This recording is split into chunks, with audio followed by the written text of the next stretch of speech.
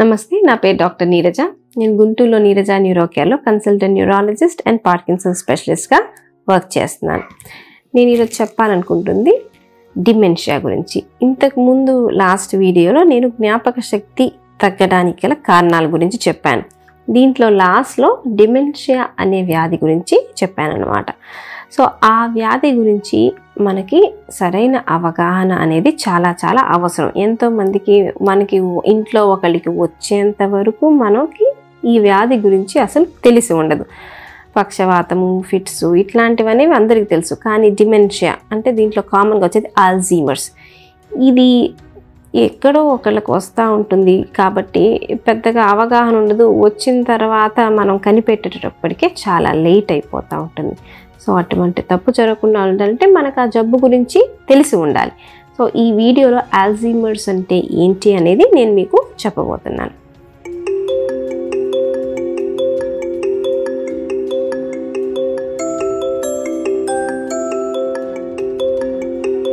మనకి వయసు పెరిగే కొద్దీ మెదడు అనేది సైజు తగ్గిపోతూ ఉండిద్ది అనమాట. చిన్నపిల్లల్లో ఏమో బ్రెయిన్ చాలా ఫుల్గా ఉండిద్ది. అంటే మనకి స్కల్ ఉంది, బోన్స్ ఉన్నాయి, బోన్స్లో లోపల మొత్తం బ్రెయిన్ ఉంటుంది. వయసు పెరిగే కొద్దీ బ్రెయిన్ సైజు ష్రింక్ అవుతూ ఉండిద్ది అనమాట. దీన్ని ఎట్రోఫీ అంటాం. అది ష్రింక్ అవుతా నీరు ఇట్లాంటివి ఎక్కువ అవుతాయి, బ్రెయిన్ సైజ్ అనేది తగ్గిపోతూ ఉండిద్ది. సో అన్ని పార్ట్స్ సైజ్ తగ్గడం వల్ల కొన్ని తెలివితేటలు అనేవి మనకు తగ్గిపోతాయి. ఒకప్పుడు తెలివితేటలు వయసు పెరిగే కొద్దీ ఉండదు. ఇది సహజమే. కాకపోతే కొంతమందిలో తగ్గాల్సిన దానికన్నా చాలా వేగంగా తగ్గిద్ది అనమాట. దాంట్లో ముఖ్యమైన కారణం ఆల్జీమర్స్ అనేది. ఆల్జీమర్స్ అనేది మనకి చాలా వరకు 60 ఏళ్ల తర్వాత వచ్చే ఒక వ్యాధి. ఈ వ్యాధి వచ్చినప్పుడు బ్రెయిన్లో ఒక్కొక్క పార్ట్ ఒక్కొక్క దానికి సంబంధించింది అనమాట. ఇప్పుడు ఇది చూస్తే మన కదలికలకి సంబంధించింది. ఈ పార్ట్ డ్యామేజ్ అయితే చెయ్యి కాలు కదలడంలో ఇబ్బంది వచ్చింది. ఒక పార్ట్ ఏమో స్పర్శకి సంబంధించింది. సో ఒకవేళ స్పర్శ తగ్గింది అంటే ఒకవైపు అంతా తిమ్మిలు రావడం, స్పర్శ తగ్గడం ఇట్లా జరిగింది. సో అట్లాగే ఈ పెద్ద పార్ట్ ముందున్నది ఏంటంటే మన జడ్జిమెంట్, ఏది కరెక్టు ఏది తప్పు, వేరే వాళ్ళ ముందు ఏది మాట్లాడాలి ఏది మాట్లాడకూడదు. సో ఇటువంటి తెలివితేటలకి ఈ పార్ట్ అవసరం అన్నమాట. ప్లస్ ఆ బ్రెయిన్ మనకి లోపల చూస్తే మధ్యలో ఈ ఏరియాలో హిప్పో క్యాంపస్, ఆ సర్క్యూట్స్ ఉంటాయి. ఇవి మనకి తెలివితేటలకి అవసరం. ఎందుకంటే ఇప్పుడు ఒకళ్ళు ఒకటి మాట చెప్పారు, మనం అది గుర్తుపెట్టుకోవాలి అంటే ఈ పార్ట్ పనిచేస్తుంటే మనం గుర్తుపెట్టుకోగలం. లేకపోతే ఏమైంది అంటే ఎప్పుడో జరిగినాయి, చిన్నప్పుడు జరిగినవి అన్నీ మనకి బ్రెయిన్ అంతటా ఉంటాయి. కాబట్టి చిన్నప్పుడు అది చేశాను ఇది చేశాను అవన్నీ బ్రహ్మాండంగా చెప్తా ఉంటారు. కాకపోతే పొద్దున ఏం తిన్నాము అంటే చెప్పలేరు. అది ఎందుకు అంటే కొత్తగా నేర్చుకోవడం అనేది ఆ మెదడుకు పోయింది అని అర్థం. అంటే ఈ మధ్య కాలం జరిగే సన్నివేశాలు కానీ, చూసిన జనాల్ని కానీ, ఈ మధ్య కాలంలో మనం చేసిన పనులు కానీ ఏది మన మెదడులో స్టోర్ అవ్వవన్నమాట. సో ఇది ఆల్జీమర్స్ యొక్క ముఖ్య లక్షణం. పాత జ్ఞాపకాలు ఉంటాయి కానీ కొత్త జ్ఞాపకాలు అనేది ఉండవు. సో చాలామంది పేషెంట్స్ వచ్చినప్పుడు చెప్తా ఉంటారు, ఎప్పుడెప్పుడో అన్నీ బ్రహ్మాండంగా గుర్తుపెట్టుకొని చెప్తున్నారు కానీ ఇప్పుడువి చెప్పలేకపోతున్నారు అని. ఆల్జీమర్స్ లక్షణమే అది. ఈ జబ్బు వచ్చినప్పుడు కొత్త మెమరీస్ అనేవి వాళ్ళు ఫామ్ చేయలేరు, పాతవి మాత్రం మళ్ళీ మళ్ళీ రిపీట్ చేస్తూ ఉంటారనమాట. సో దీనికి మనం మరి వయసుతో పాటు ముసలి వాళ్ళలో వస్తుందని చెప్పారు కదా.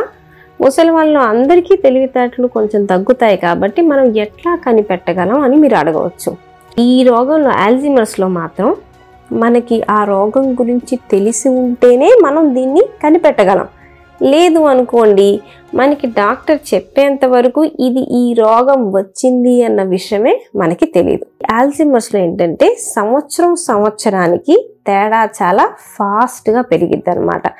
సో ఇప్పుడు పోయిన సంవత్సరం పేర్లు వరకు మర్చిపోయిన వాడు ఈ సంవత్సరానికల్లా అప్పుడప్పుడు ఒక సంవత్సరం పోయేటప్పటికి ఇంట్లో వాళ్ళ పేర్లు కూడా మర్చిపోవచ్చు. ఇప్పుడు మనవరాల పేరు ఒక పేరు బదులు ఇంకొక మనవరాల పేరుతో పిలవడం, ఇంతకుముందు ఫ్రెండ్స్ని కూడా చూసినప్పుడు వేరే పేరుతో పలకరించడం, ఇట్లాంటివి జరగవచ్చు అనమాట. సో వాళ్ళకి ఏంటి అంటే రోగం పెరిగే స్పీడ్ చాలా ఫాస్ట్గా ఉండిద్ది. మామూలు వయసు మీద పడే వాళ్ళు చాలా మెల్లగా మార్పు వస్తాయి, వీళ్ళలో మాత్రం చాలా ఫాస్ట్గా తేడాలు వస్తాయి.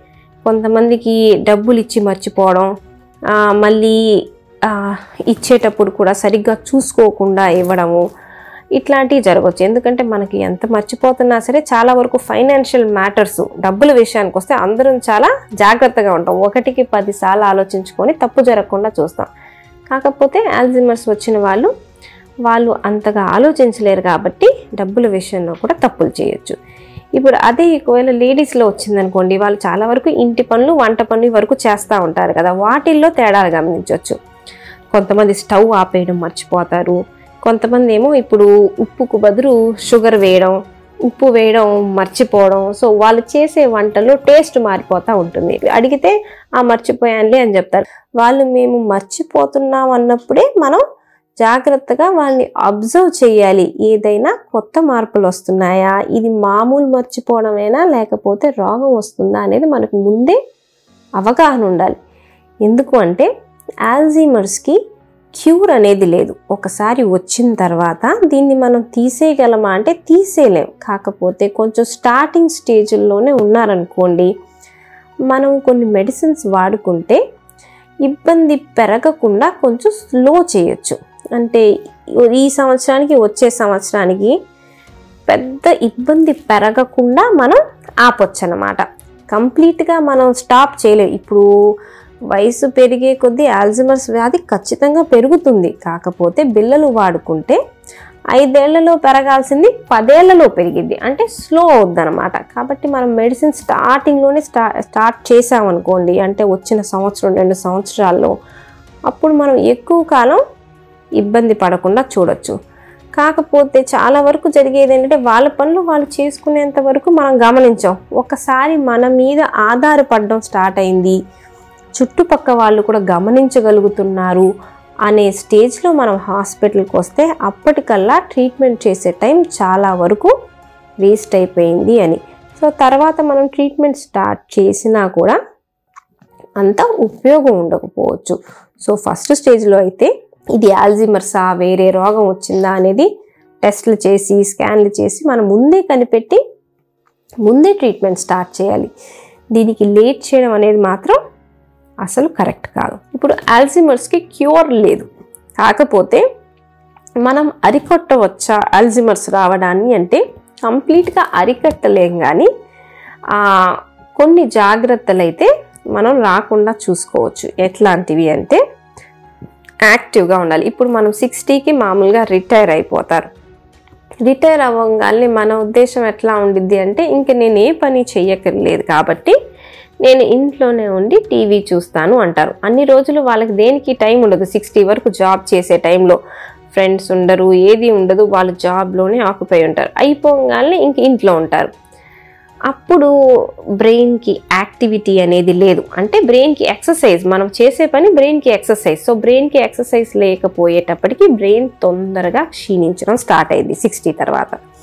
ఇట్లా జరగకుండా ఉండాలి అంటే మనం రిటైర్ అయినా సరే మనకి టెన్షన్ వచ్చే పనులు చేయకూడదు, కానీ మిగతా పనులు చేసుకోవాలి.